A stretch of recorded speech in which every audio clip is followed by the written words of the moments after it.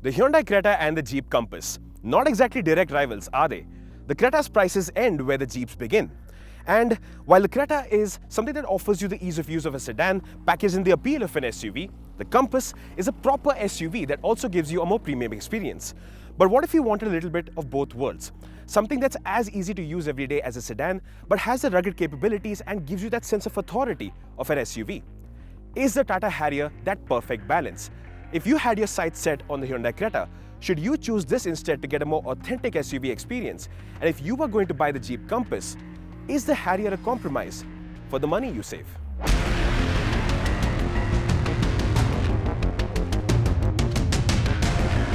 The Harrier doesn't play it safe with its looks, but it's one of the most distinctive designs you will see on Indian roads. The DRLs would make Tony Stark's eyes light up, and the xenon projector headlights add to the dazzle. The 17-inch wheels have a design that look a touch too sober when compared to the rest of the car, but viewed from the side, the Harrier, which shares its platform with the Land Rover Discovery Sport, looks a lot like the Range Rover Velar. It's also very Velar-like at the rear with the connected look of the taillights. What stands out the most though is the Harrier's size. On paper dimensions be damned, just place the Harrier next to its rivals and you wonder how they're in the same price space.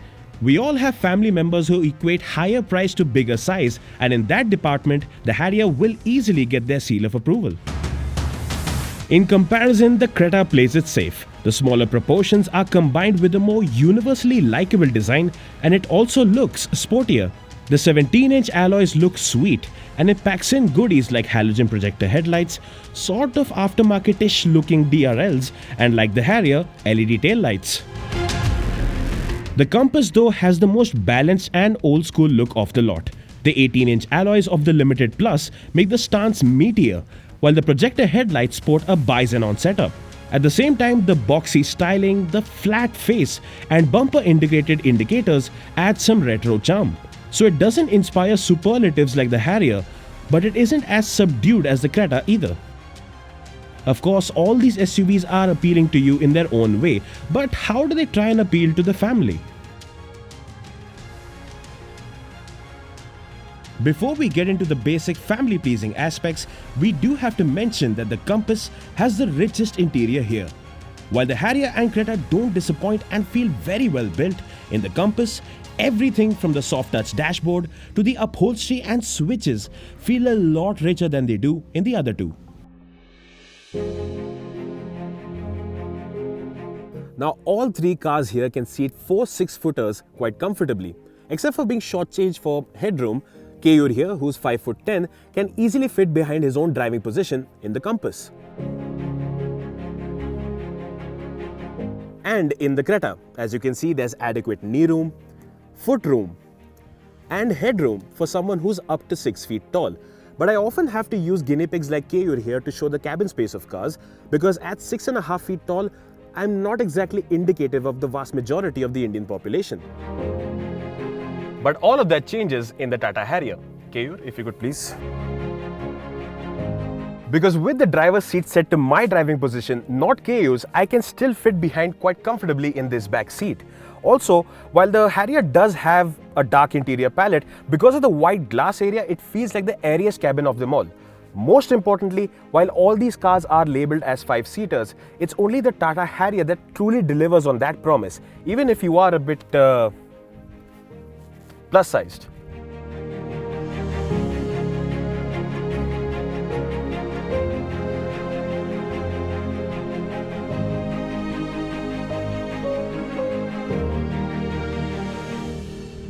The Harrier will not only ferry the whole family better, but also give you more space for luggage. The Compass has more space on paper, but also has intrusive wheel arch bulges.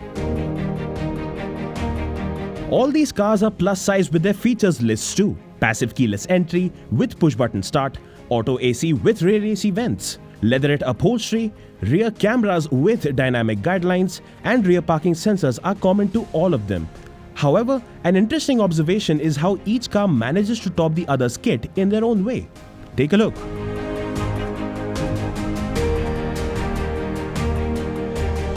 A special mention for the sound systems in the Harrier and the Compass, which deliver a lot more punch than the Cretas.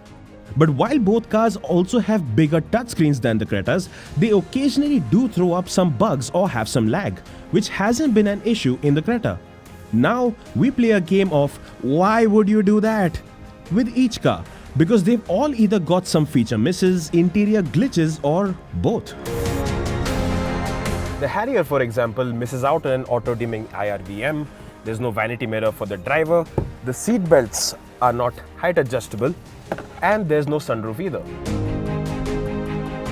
The glitches? Well, I love big wing mirrors, but in the Tata Harrier, the window line has been raised by quite a bit. So what these do is create these large blind spots, so it's quite easy to land up not spotting a biker who might be somewhere in that area. This also creates issues in finding the right driving position, especially if you're a shorter driver. And that's amplifying the ergonomic issues because you're not able to find the right driving position, the center console fouls with your left knee, and the footwell is simply too narrow. So even though you do have a dead pedal, there simply isn't enough room to actually use it. The Compass has a similar issue in the pedal box, and drivers with big feet will find the clutch a touch too close to the dead pedal. Also, why Jeep didn't add cruise control with the Limited Plus is simply beyond me.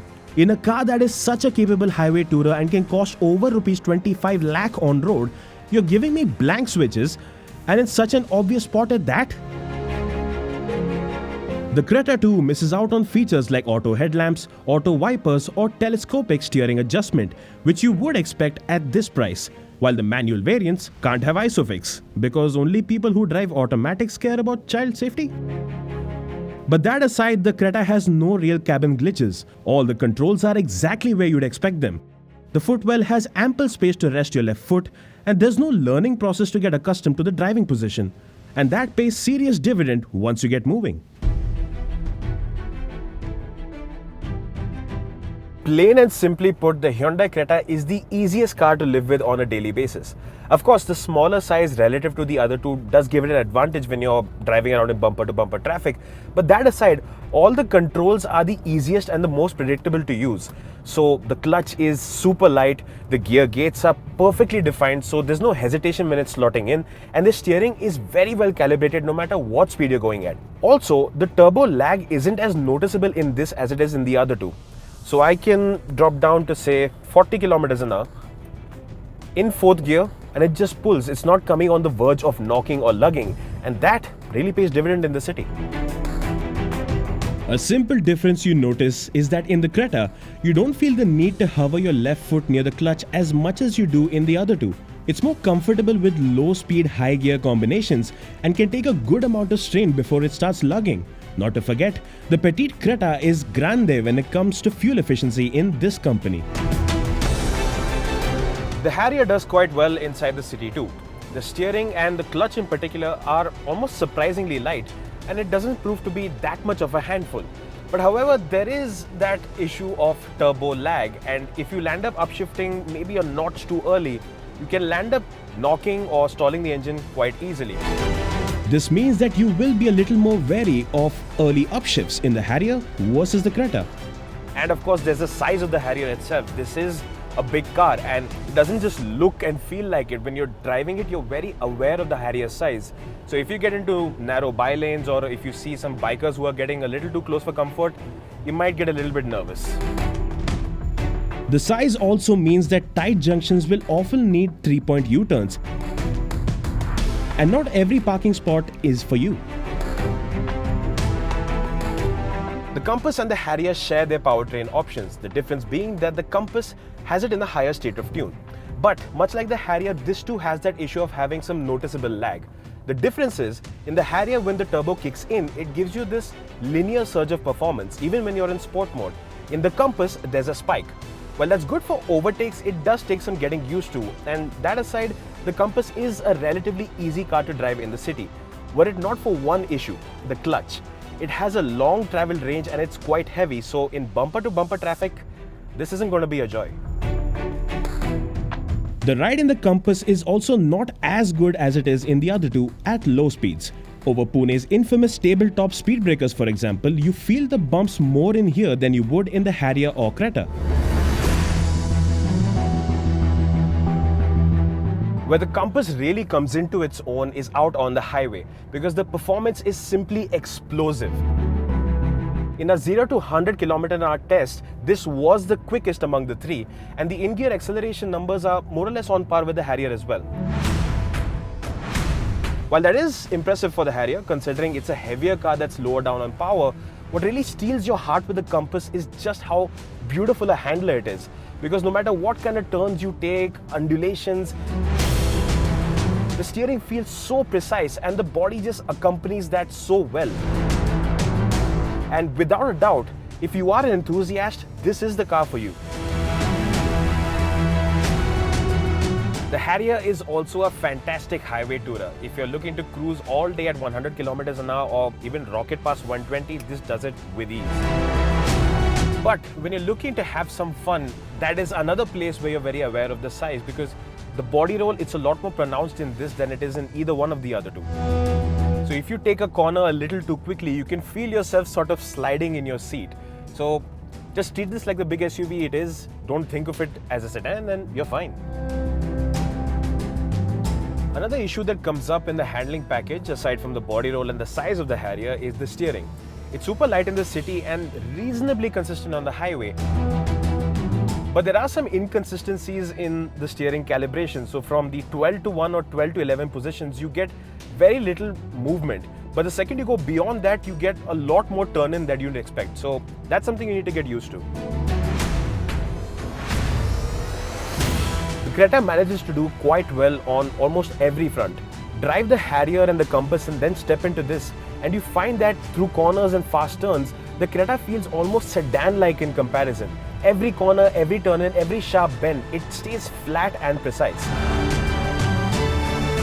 What it also retains on the highway is its relatively frugal nature, proving itself as the lightest sipper on the open roads as well. What the Creta is missing is that added bit of punch that the other two offer on the highway.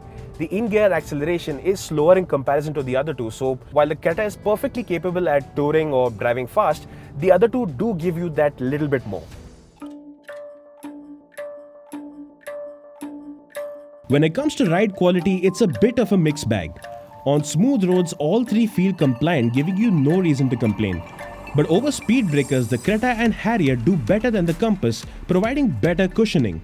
Over graveled and badly potholed roads though, the Creta doesn't feel as robust as the other two that insulate you better. Yes, you can hear the suspension thunking at times, but in the cabin, at most you feel some vertical bobbing in the other two. In the Creta, you do get tossed from side to side a fair bit, so it doesn't feel as punishment friendly. To keep you protected though, all these SUVs pack in a healthy list of safety tech, but again with some strange application. The Harrier only offers ISOFIX in the top spec XZ, the Creta only with the automatic variants, and while the Compass does offer 6 airbags like the other two, it's only available with the 4x4 versions. So let's take the Creta versus Harrier argument first. In this company, the Creta comes across as simply the superior city car. Its smaller size, maneuverability, superior ergonomics, better fuel efficiency, and the fact that you can have it with petrol or diesel, manual or automatic, makes it the strongest contender as a city car that's also very capable on the highway.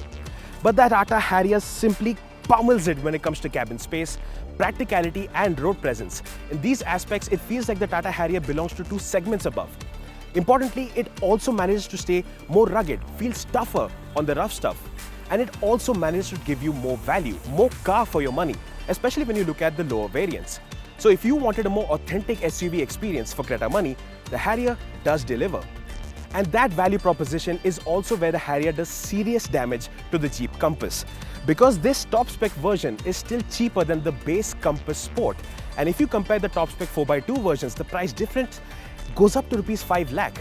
Yes, the Jeep Compass feels richer on the inside, it's a superior handler and it's also punchier on the highway, but it simply does not justify that big a price premium. The Tata Harrier does a lot of what the Compass does and manages to add its own selling points to top.